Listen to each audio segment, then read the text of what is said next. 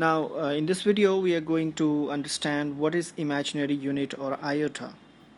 First, we have given one equation. We have to solve this. The given equation is x square plus 1 is equal to 0. So, x square is equal to minus 1. This plus 1 goes on the right hand side. And x is equal to under root of minus 1. So, here we are doing under squaring both the sides. Or we are doing the square root both the sides. So we get x is equal to under root of minus 1. So under root of the negative number is not a real number. We have not studied these things in a real number system. So this brings a new kind of number, which is called the imaginary number. And this is the very basic imaginary number, which is also called the imaginary unit or iota. Now, symbol for iota is I. It is the universal symbol for iota. And as we know, I is equal to under root of minus 1. So if we square this iota square, it is actually squaring the under root of minus 1, which is under root of minus 1 into under root of minus 1, and we cancel the square root and we come up with minus 1.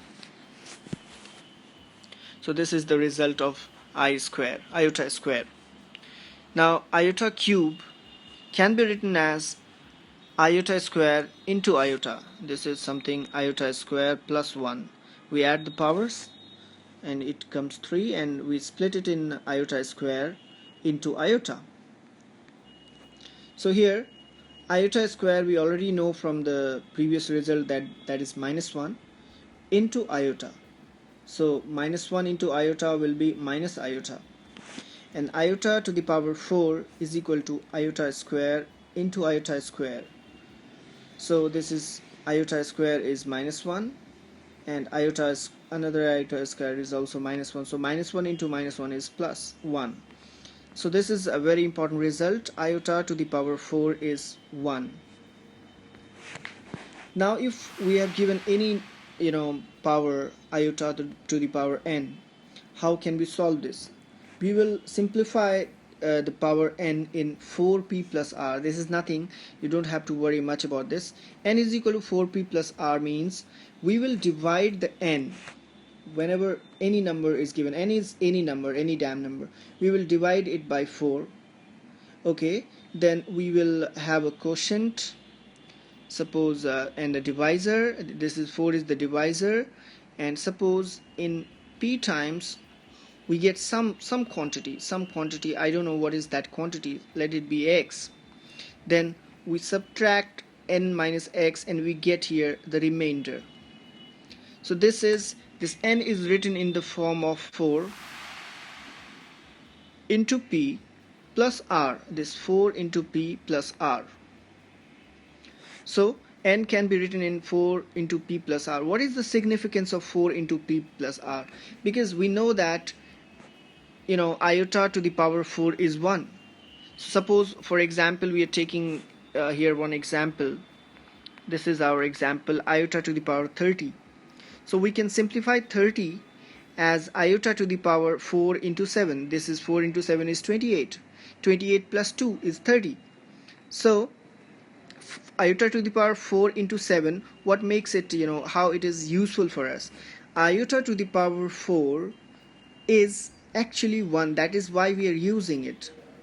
We know that iota to the power 4 is 1, and then to the power 7, 1 can be multiplied several times and will give the result 1 only. So that makes it very simple.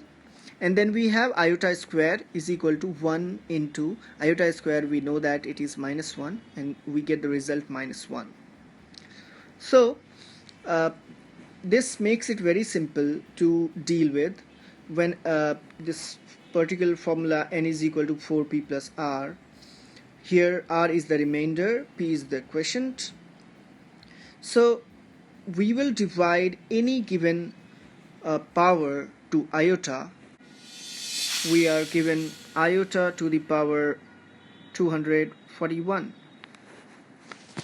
So our purpose would be first to divide 241 by 4. So 2 6 ja 24, and then comes 1. We cannot divide this, we'll put 10 here. Alright, so what we see, this 241 can be written as 4 into 60 plus the 1 remainder here. So we can write iota 241 is equal to iota to the power 4 to the power 60 plus 1, or